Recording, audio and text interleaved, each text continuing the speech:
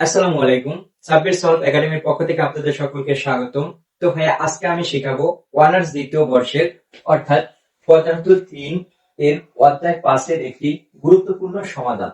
তো ভাইয়া আজকের প্রশ্নটি হলো, একটি সমান্তরাল পাত ধারকের ধারকত্বের রাশিমালা প্রতিপাদন। মানে একটি সমান্তরাল পাত ধারকের ধারকত্বের রাশিমালা প্রতিপাদন করো এবং দেখাও যে c is equal to k epsilon naught a by d। তো এটা আমরা আজকে প্রমাণ করব। তো এই প্রশ্নটি শেখার জন্য অবশ্যই কন্টিনিউ আমার সাথে করতে থাকেন ভিডিওটি।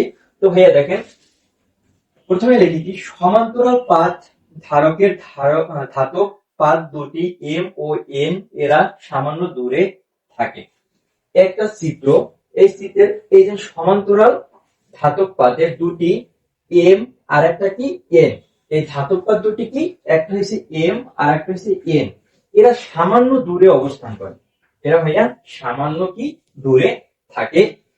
এন দণ্ড ভূমি হতে উপরে কিন্তু এন দণ্ড ভূসংযুক্ত থাকে।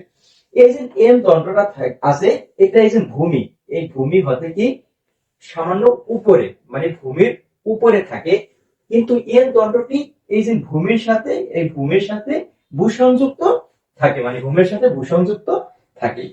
ধরি এম ও এন পাত ধারকের ক্ষেত্রফল এ। এই যে এম আর এন এর পাত ধারকের ক্ষেত্রফল কি আমরা জানি এ, এবং মধ্যবর্তী দূরত্ব, এই দুইটার যে দূরত্ব এটাকে আমরা ভি দ্বারা প্রকাশ করেছি।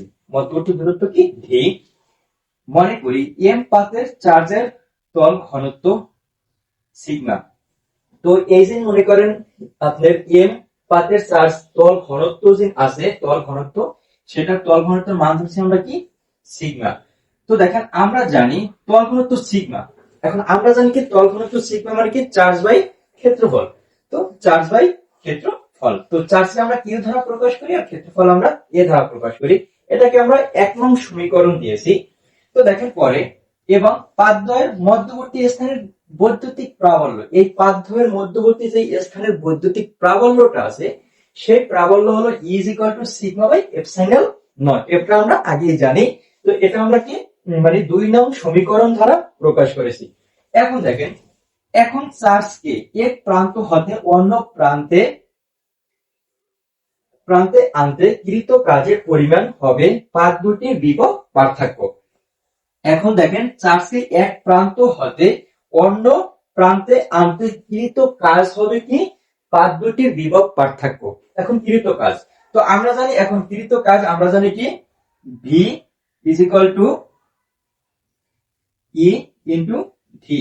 আমরা এখানে ই কি, ই হলো প্রাবল্য আর ভি হলো কি দূরত্ব বা সরণ।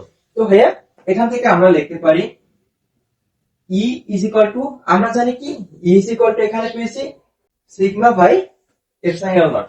তো আমরা এটা লিখি sigma by epsilon naught into এই ভি, এটা আমরা এখানে লিখে দিই। এখন এখান থেকে লেখা যায় এই যে সিগমা, সিগমার মানটা কি, সিগমার মান হলো আমরা জানি কি চার্জ বাই ক্ষেত্রফল। সিগমা হলো কি এই কিউ বাই এ। তো আমরা সিগমার এখানে লিখতে পারি কি কিউ বাই এ, আর এই যে ডি আমরা উপরে নেই গুণ ডি, আর এই এপসাইলন গুণ এপসাইলন নট। সাজিয়ে লিখি এই ইটা আমরা এটা সাজিয়ে লিখতে পারি যেমন কিউ ইন্টু ডি, আর এপসাইলনটা এর পাশে নিয়ে যাই এপসাইলন নট ইন্টু এ। তো এটাকে আমরা ৩ নং সমীকরণ দ্বারা প্রকাশ করি। ৩ নং সমীকরণ দ্বারা আমরা এই মানটাকে মূলত প্রকাশ করেছি।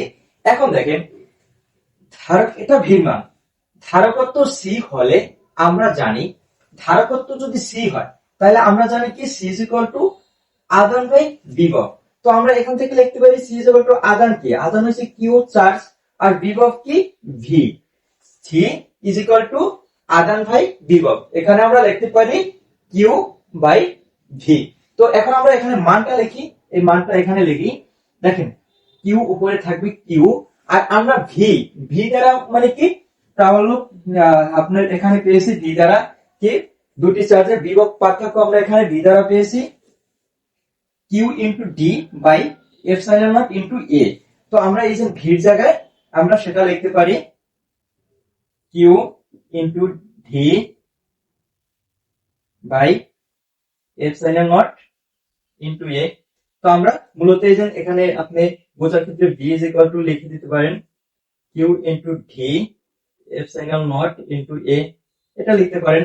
আর এখানে আমরা যে রোর মানটাও লিখতে পারি, আমরা জানি রো ইজ ইকুয়াল টু এই যে Q by A, Q by A, এটা আমরা লিখতে পারি।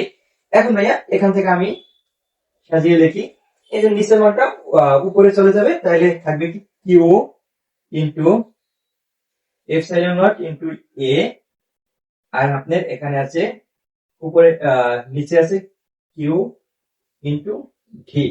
তো এটা আসে। এখন ভাইয়া এখান থেকে যে কিউ আর কিউটা আমরা কাটাকাটি করি, কিউ আর কিউ কাটাকাটি করলে এখানে আমাদের থাকে মান থাকে এপসাইলন নট ইন্টু এ, আর নিচে থাকে কি ভি। মূলত ভাইয়া এখানে আমাদের এই যে ইন্টুটা দেওয়ার প্রয়োজন নাই। তো এটা আমাদের এখান থেকে ধারকের সি বিন্দুতে, মানে ধারকত্ব সি হলে আমরা এখান থেকে এই মানটা পাই।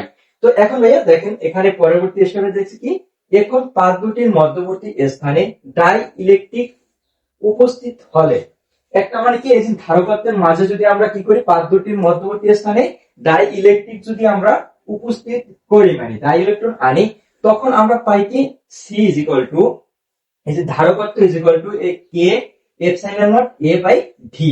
আর এখানে দেখেন মনে রাখবেন যে কে হয়েছে কি ডাই ইলেকট্রিক ধ্রুবক, আমরা ডাই ইলেকট্রিক স্থাপন করলে এই মানটা আমাদের প্রমাণটা হয়ে যায়। তখন আমাদের দেখেন দেখাও যে ধারকত্ব C is equal to K epsilon not A by V, এই মানটা আমরা পেয়ে যাই। তো ভাইয়া এটি নির্ণয় রাশিমালা। তো ভাইয়া এটি নির্ণয় রাশিমালা, তো আমাদের প্রমাণ হয়ে গেল। তো ভাইয়া এখান থেকে যদি বুঝতে কোনো অসুবিধা হয় অবশ্যই আমাকে কমেন্ট করে জানাবেন।